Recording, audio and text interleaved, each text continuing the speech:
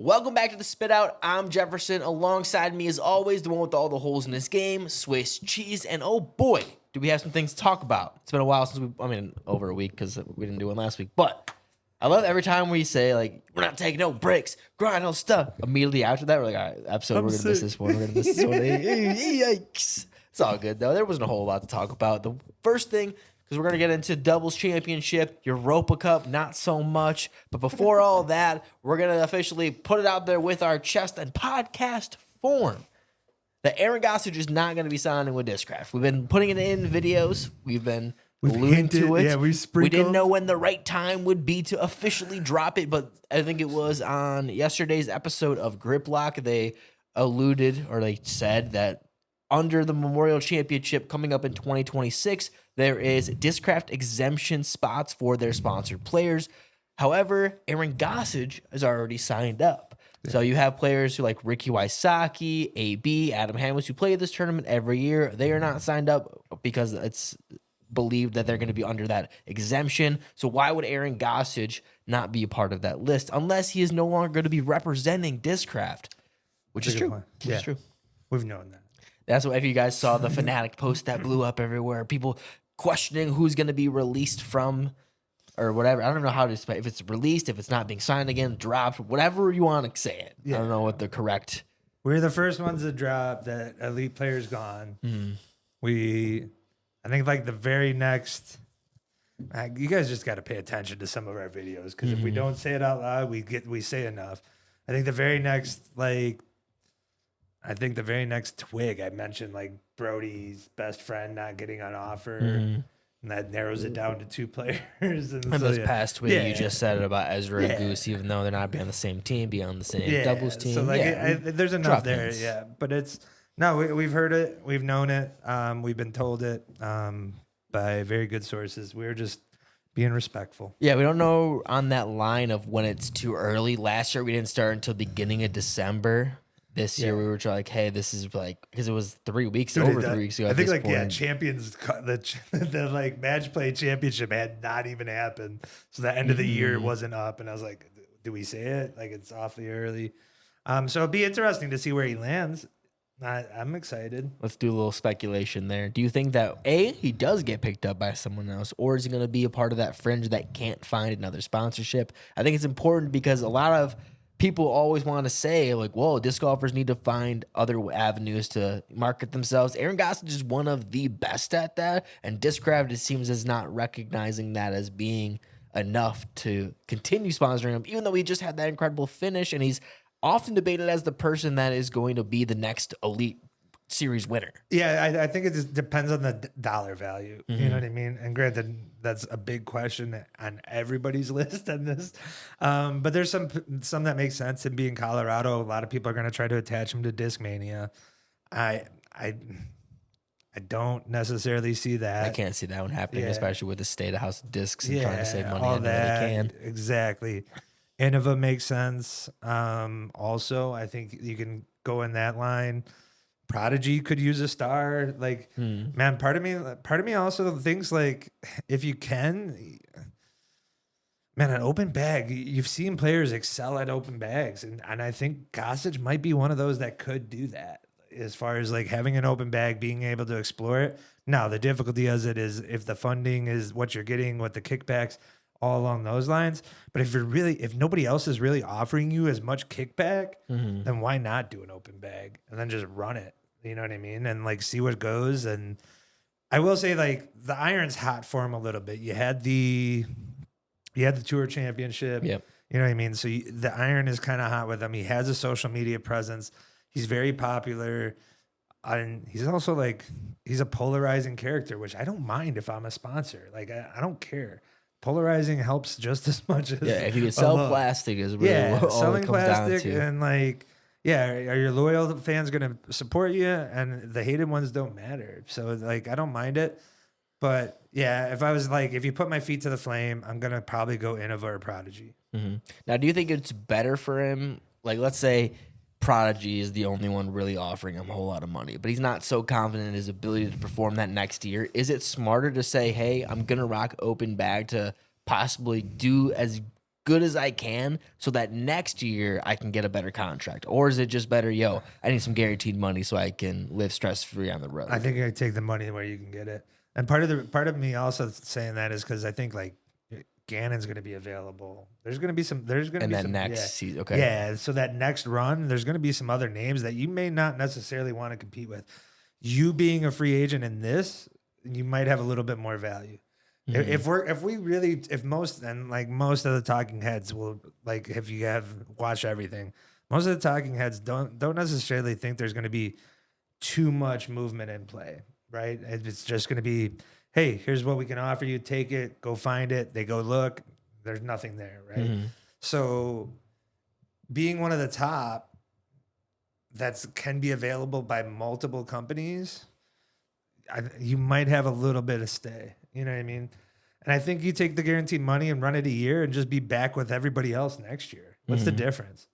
You know what I mean? Well, the difference is if you can't perform well with the plastic, and then all of a sudden you're at the bottom of the barrel instead of right now. It's almost as if he is, like you said, he's hot right now. He's got the previous performances this past season to have a little bit of fighting power, but there's nowhere to go. You don't believe Gossage can be a top 25 with any plastic? Like I want to say, I don't care what what team he makes. I think I'm putting him in the championship, the DGPT championship at the end of the year, points wise. I do. I think almost no matter what brand. I don't know how long he's been throwing Discraft and how much he leans on specific shots and having to redo some of that.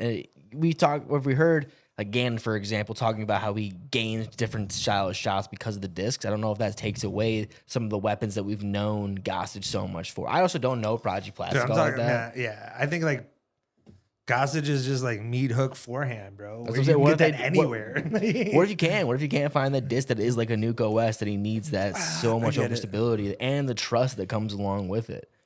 Yeah, I suppose. And I think also he is the type of player that would like seem to overanalyze his bag. And he's got to start fresh, which could be a good thing. Like, who knows? That refresh sometimes helps players, but it's so up in the air, unknown, and in a scary time, just makes you question a little bit.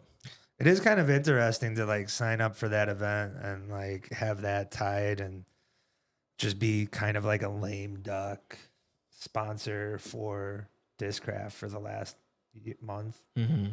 But if you're not getting an offer, I think we're going to see eventually with the off season, it's going to become closer and closer to like, I know the contracts are to January, but I think it's going to be like, all right, season's over.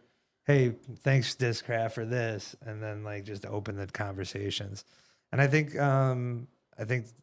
these contract talks have been happening for a while. You know what I mean? That's what we've heard. So I think it's just a value of seeing what's out there, and we're hearing nothing's out there. But Innova would be foolish not to try to snag him. Prodigy would be foolish to not snag him. I know like everybody in their head is being like MVP. No, I think MVP's set. Yeah, I don't think MVP is really. They're going off players who have a sense of similar vibe right now. MVP is going to be a player next offseason, not this offseason. You think so? Yeah, I think Gannon Burr MVP is a big possibility. Interesting. Is a huge possibility. I could kind of see it. I really do. Now that I think of it, they have like the personality side pretty much locked in. If they can get a winner, because that is kind of what they're missing. Like, yeah, Simon did win, but I think he's coming off the tail end. They're really signed him for that personality and shoving the brand down people's throat. Now you need to get someone who's going to win and just be like, yeah, guys, it's the best. Look at 9 Pro Tour wins. Yeah, that or I'd love to see him on Discraft just to see what like Discraft can do marketing-wise with him. Gannon Bird to me is just someone who I just don't get the Discraft aura from. Yeah, I just want to see like the marketability of like, obviously MVP and Discraft have now like established themselves so far beyond everybody else that it makes sense to like huge players kind of going to those. That's just more of a testament to like how shameful it is for Innova at this time. Like, so it's kind of like, it would be interesting just to see what he can do. That's what I'm trying to say. Yeah. And I think also the marketplace on Gannon is softening. I know like the hatred is kind of like waning. That's autumn. I think as over time goes too, that it will be more and more. You'll see more kids looking up to him. You'll see the people More just majors. Yeah, he'll be better spoken. Then he'll be looking in people's eyes better. Just he's 19 years old. Like it's just gonna take a little time before he's. Because at some point in the game, he's gonna be like the face of the game. If he already starting to be. True. Like he's gonna be the Paul McBeth in 10 years, where people are like, "Oh my God, it's the GOAT." Dude, his whole posse is getting like married and like tying the knot. And he's not. He's just gonna be able to grind. I know. He's gonna be on the course putting. He's gonna be able to grind that much more. Like he's just gonna get better. It's true. Just run it. Like, and I'm here for it. But it would be interesting. I think.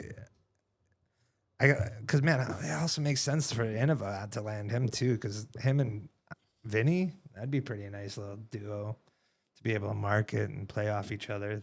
But who knows? There's something still big lingering in that offseason. If anybody has any ideas, the DMs are open, guys. We just keep hearing something big's happening, game changing. But we don't know what it is yet. You see that self-bleeped right there. That was good.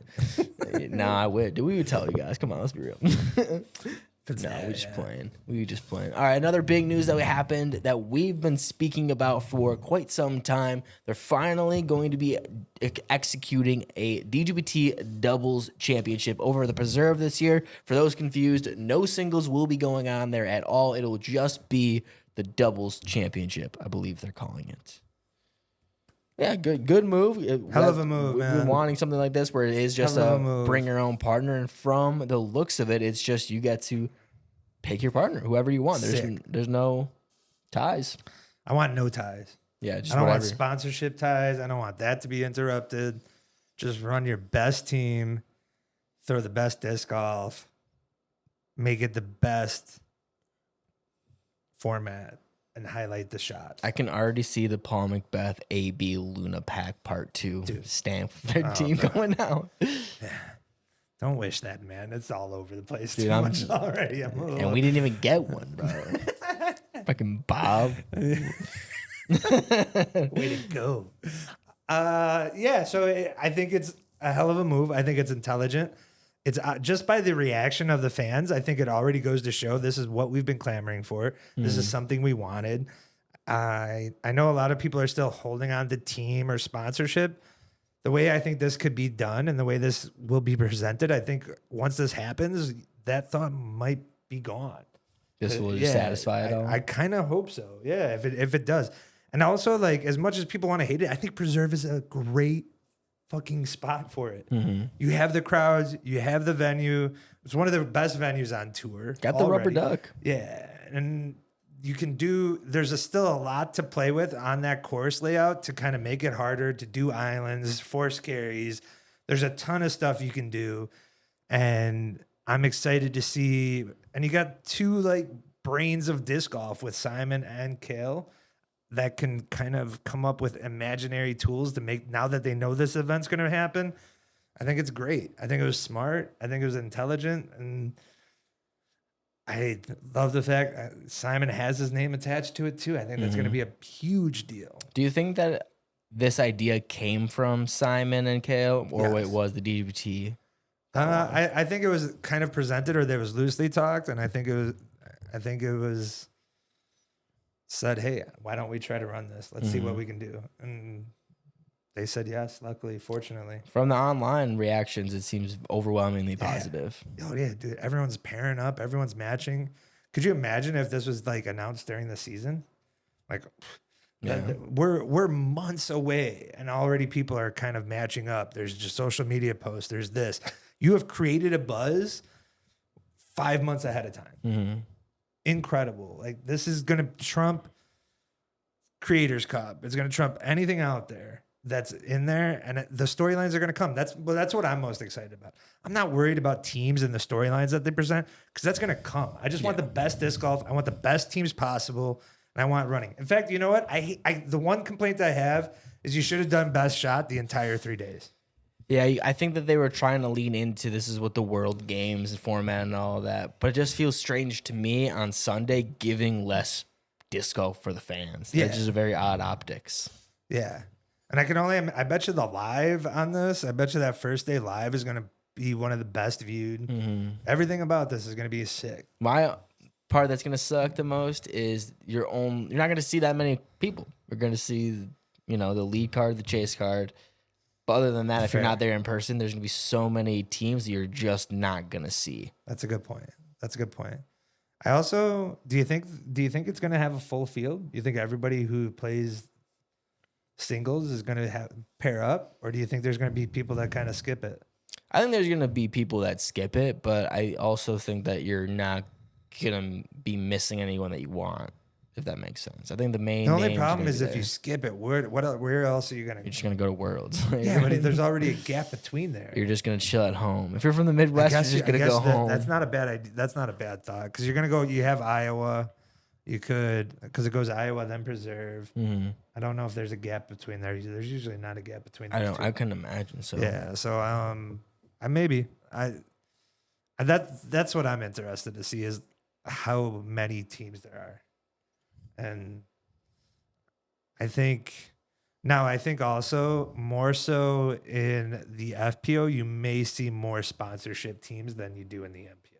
I'm thinking you're going to see a lot of sponsorship teams. You do? I think that there's just a marketing ability for the manufacturers as well. Like a Nicholas Burr disc probably going to come out. That would be a pretty sick team, though. MVP Simon Eagle probably going to have a disc that comes out that has 17 different stamps that they can milk.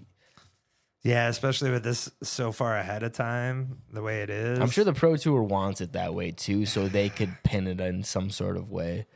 But also, at some point, you're not going to have enough pairings.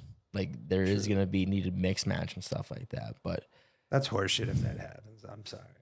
I just want the best fucking teams. That's as simple as it is. That's all I care about. Who's the team that you'd want? Obviously, AB Gannon or AB. I'm sorry, AB Paul. Yeah, same team. Manufacturer.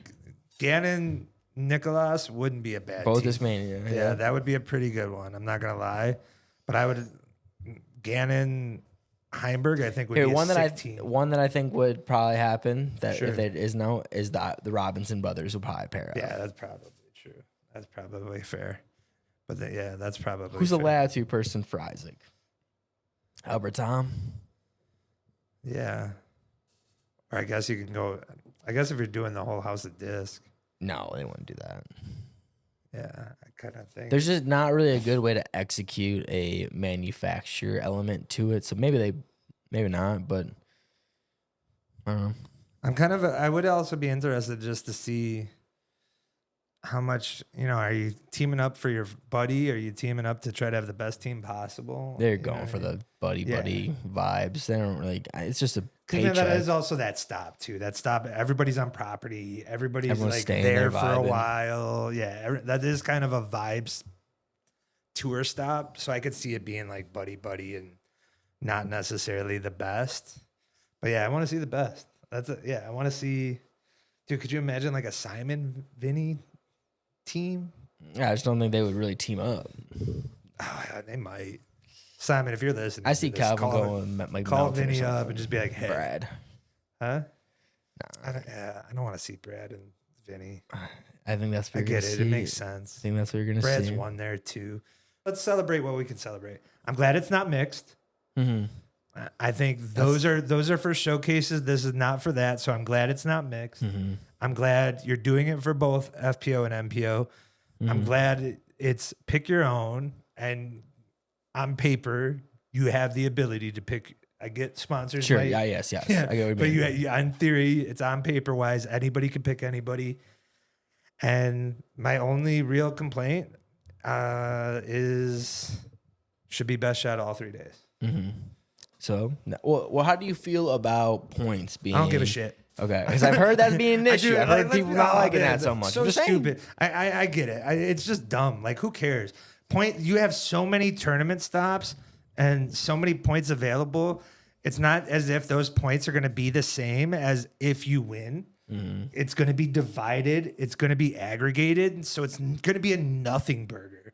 It really isn't. Who cares? Yeah. I can understand justifying not having it at all, but then you're gonna either try to get the people who are just buddies and be like, oh, there's no points attached to this, or there's no this, or there's not Nah. And my who argument cares? too is the points are going to the people that play on the Disc Golf Pro Tour and your performance.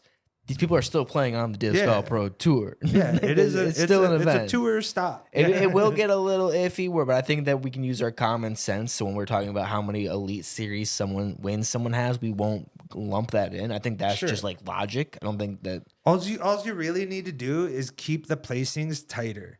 So as opposed to being 100 or 150 point difference from like first to second, now it's 75. And what's 50, 75 points? Yeah. Like that's all you need to do to fix give it. them the and have Gannon it be enough. anyways. Like, yeah, who cares? come on. Like it doesn't, it's so, yeah, it's just dumb. Like I get the idea that somebody could lose out because of it, but that's, you can go back to any one of the fucking stops on tour and be like, oh, 55th place there. That's what did it. Yeah. Could have been like, you could do that with everything. Hindsight is always 100%. Like, it's just silly. I just don't. Yeah, I fucking missed the 50-50, didn't I? 2020, I did. I just fucking airballed the shit out of it. I saw you laugh, and I was like, fuck.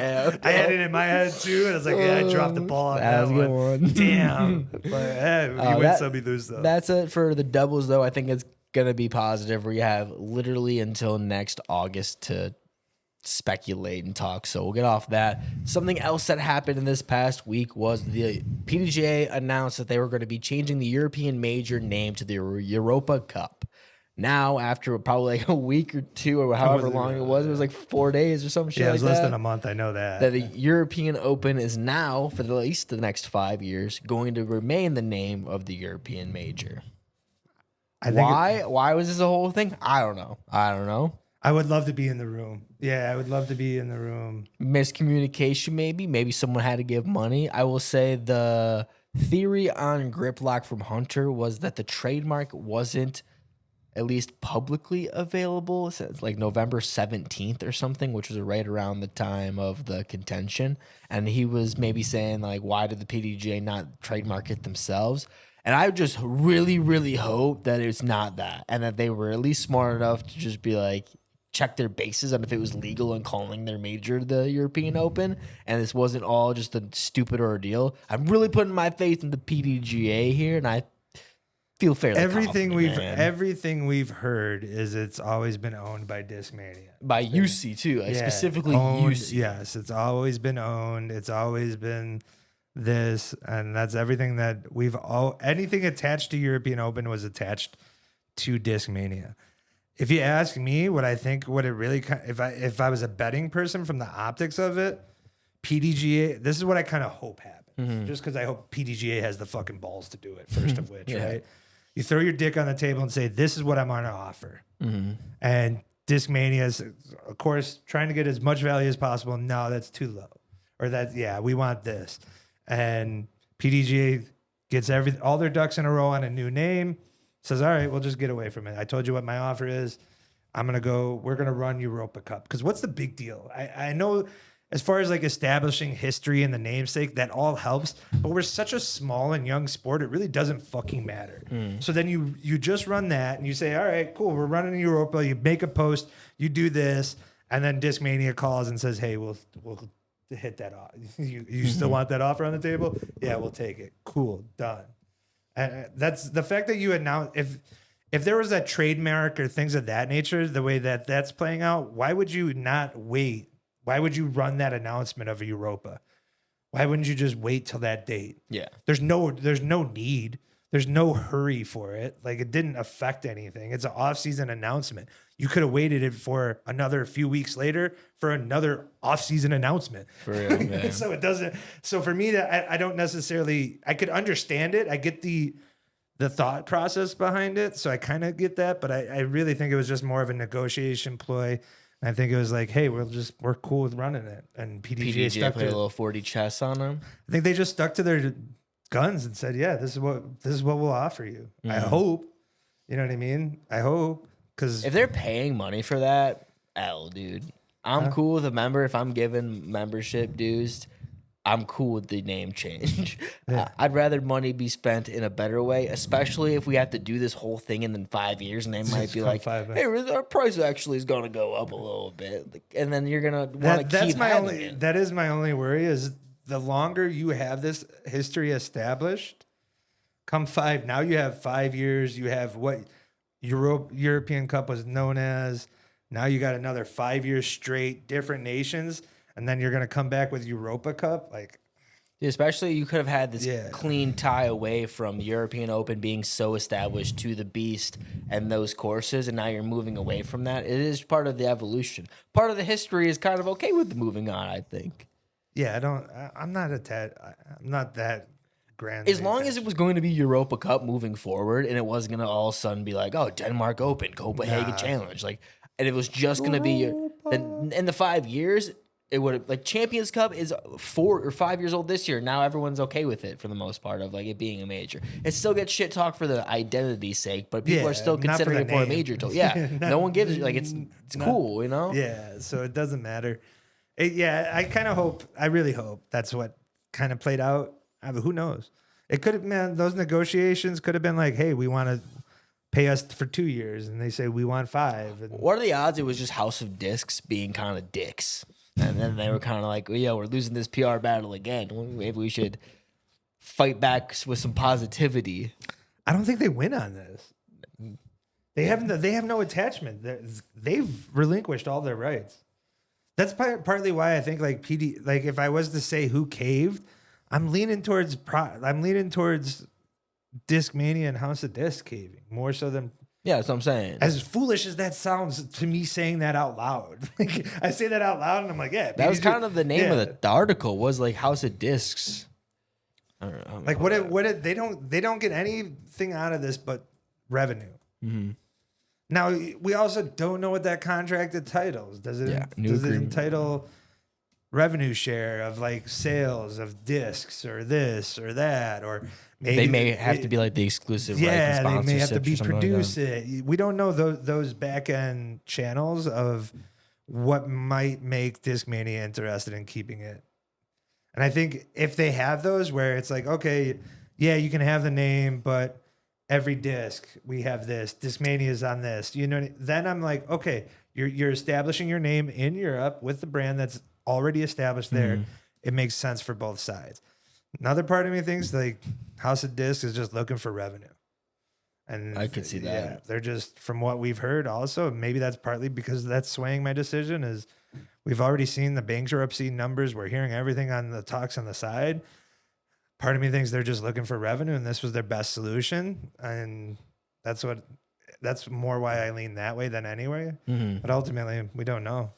Yeah, we have no idea unless someone wants to fill us in with a tip. I just really hope somebody gets in on like Burkess's ears and just like, tell me what you can. Like, you know what I mean? So let's hear it. There also is a interesting part that I'm now reading on this article talking about the European Open was that the PDGA Europe Tour Manager made sure to have a comment as, for the PDGA Europa Cup, we already have some exciting plans in motion. Stay tuned for more news soon. So is this going to become all of a sudden a European Tour major? Yeah, they technically have their own like point system that kind of combine. Is this not going to like move over there and be their major, so to speak? Yeah, I think that's already established. Is it? They're always going to. Do they have majors already? Or you're saying more than one major? Well, I'm saying because like, this will be a separate thing on the European Tour. Instead of like the Disc Golf Pro Tour going and that being part of their schedule, the Europa Cup will now be a part of just the European Tour for the European players. I'm not fine. What? What do you? This will be so. There's majors. There's 4 majors for the Disc Golf for PDGA. Will this now be a part of PDGA Europe? This will be their major. Because as far as I know right now, they don't have specifically for their tour card players. Oh, I see what you're saying now. Yeah, but I think that was already kind of implied, no? But that's what I'm saying is like they don't already have something like this. So now they're trying to establish a more comprehensive like European tour that will all of a sudden start getting coverage, get more European focus on it. And this is their way to be like, all right, now we have a step up event that's for our players. Yeah, I think with the name and the fact that it's traveling helps that. Yeah, the fact that it's going to move around, I think, because say what you will, European Cup was attached to Nokia. Yeah, 100%. Yeah, so like it was only attached to that. The fact that you can now utilize this for every stop, I think is going to be even better. Mm.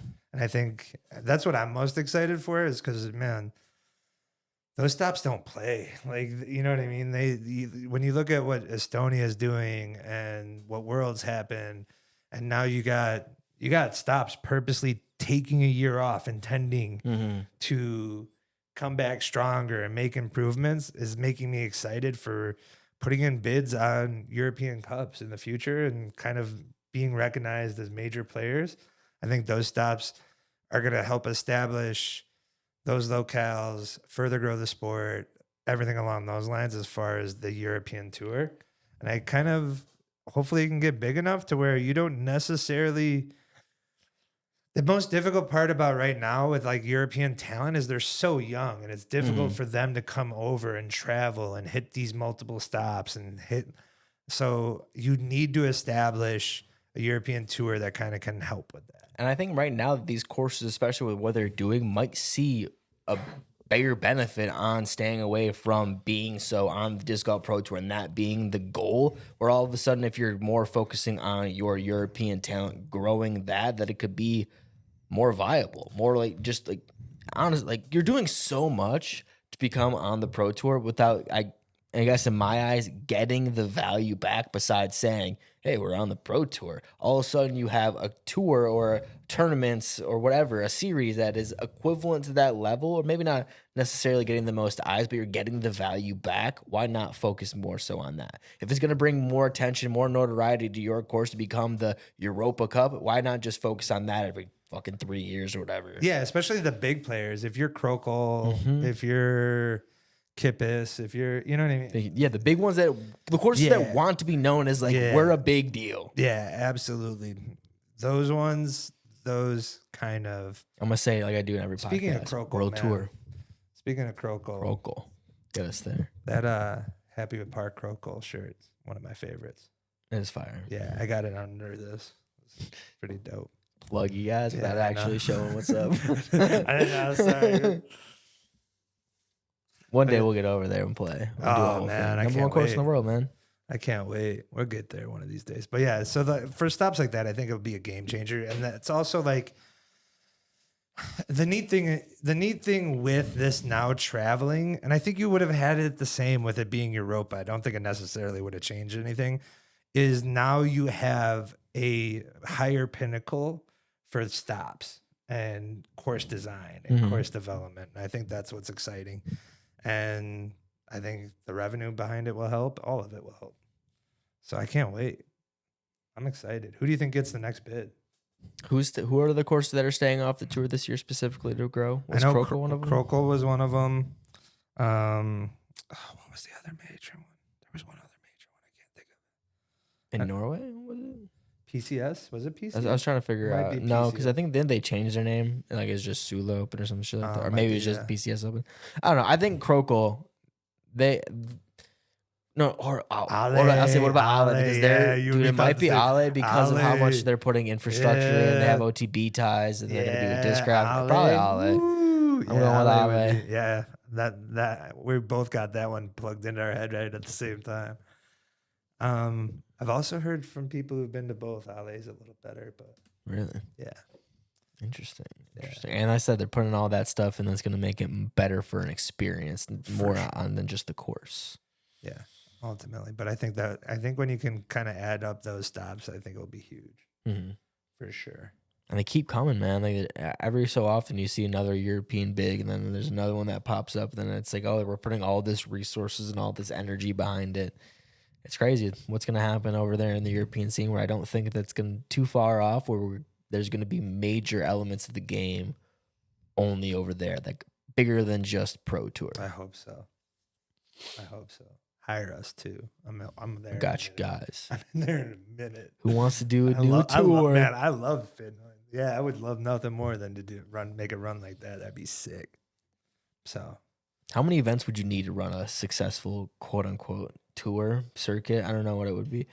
Like, because that's like I don't want to run like a 3-month long thing where we're over there for 3 months, but we could like, yo, I'm gonna take a break from life and just run a little circuit for a month. That might be doable. If you had like a good 6-week span where you could hit a minimum of 4 stops, that might be worth it. And then you're kind of like doing like Norway, Finland, Estonia, maybe a Sweden or Copenhagen would be pretty dope. There's something to that, I'm telling you. There's something to the world traveling, and then you can take episodes and it be about play, but you're also talking about the culture and the course and the history. Like, there's something to that, and that's what I want to be a part of one day. Absolutely. I think that would be absolutely baller. That would be cool. That would be neat. And some of those names that we talked about, like Krokl, Ale, all attached. What was it, Kippis? Yarva would be cool. Yarva would be sick. Is Yarva still around? I don't know. That's that was always my dream. Was Yarva was one of my like dream courses to hit. Every so even often, though I'd be trash. Yeah, the Beast is still technically like it'll just be a little different. The Beast, the Monster. I think a return to that, but I kind of want them to be, hey, take a year or 2 off and then let's come back to it. I think that would be kind of. Maybe the cool thing about this little circuit we do is we'd pick different courses every year. It's like, hey, you gotta be the best in your country. I'd be so down to be like, let's fucking go to Japan. Let's go to Australia. Yeah, throw in a Spain. Yeah. Just go awesome ass places that's got a developing scene. Are you getting excited for the tour down under? Have you gotten there yet? It's happening. It's cool. I always try to keep up with it, but it's just.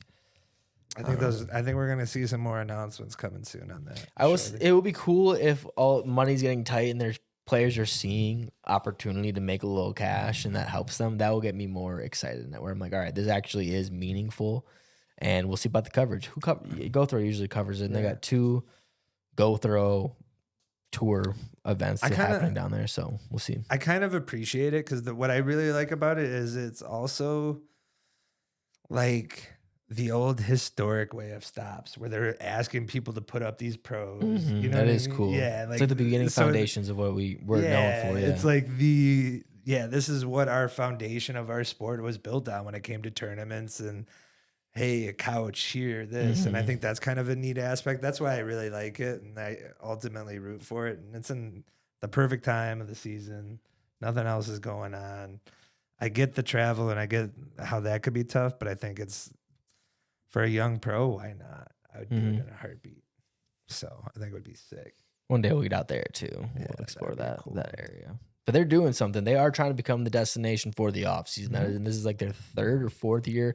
I don't know, but yeah, Henry does a great job putting that all together. And I think that it has something to it where it's getting there, but give it a few more years and it will be a legit little stop before like a warm up.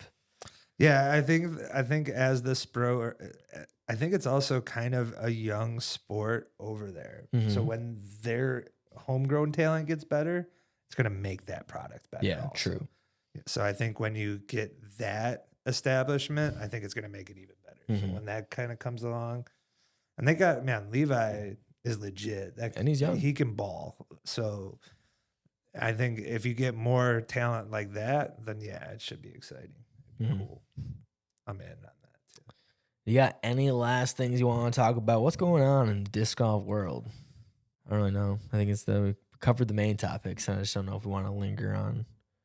I will admit that based on the maps, I am pleasantly surprised and am getting more excited about Worlds in Milford.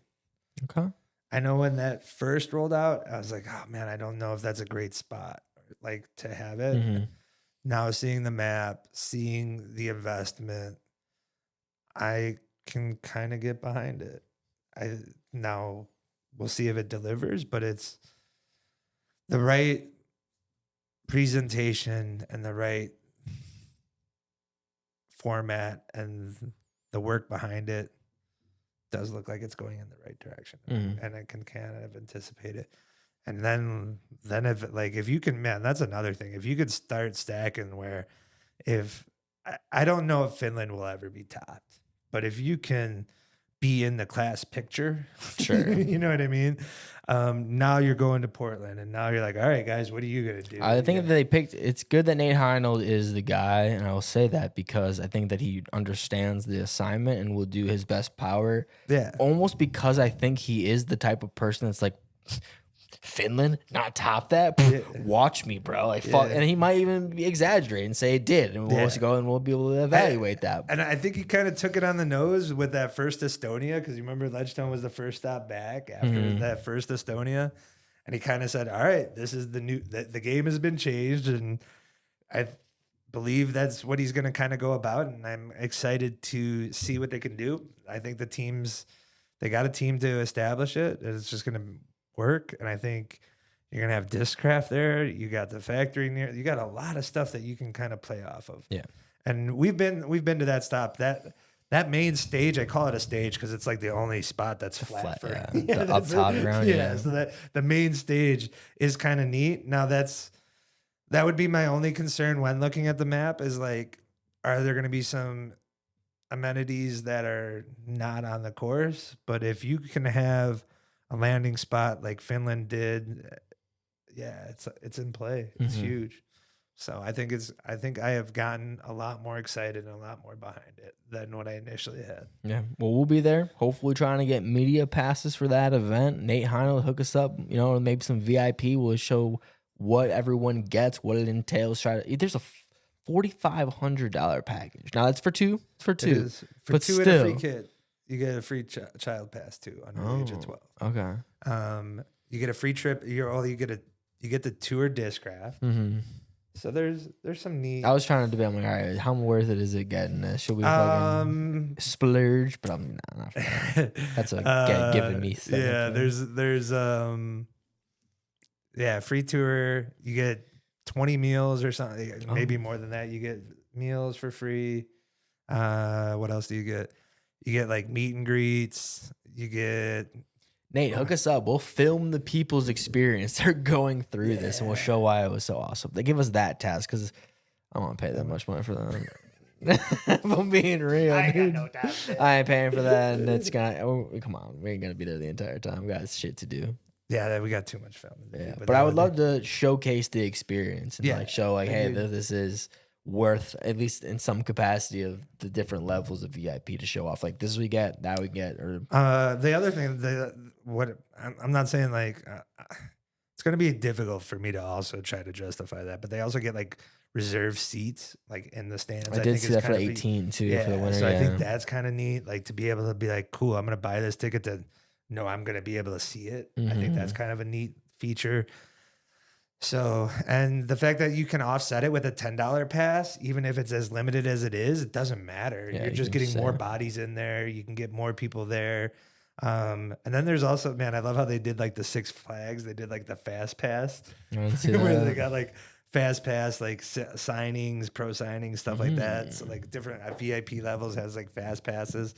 It's creative. It works. You know what I mean? I get it. So I think it's in play, and I think it's kind of cool. Yeah. So. Still got a lot of time for that as well, but we're going to be there. We're going to have fun. Nate, hit us up. If anything you guys got going on, definitely let us know because we were able to expose that a little bit early, showcase everyone what is going to be happening, and we appreciate it. But I think that's going to wrap up this episode of The Spit Out. If you enjoyed, please make sure to like, subscribe, do all that. Check out our main videos if you are on the Patreon. Shout out to you if you're not. Make sure to head over there. It definitely helps support not only the channel, but you get a little bit of exclusive shit talking from the boys. And that's what everyone's here for anyways. Unfiltered, uncut. You guys know what it's about. See you guys in the next episode.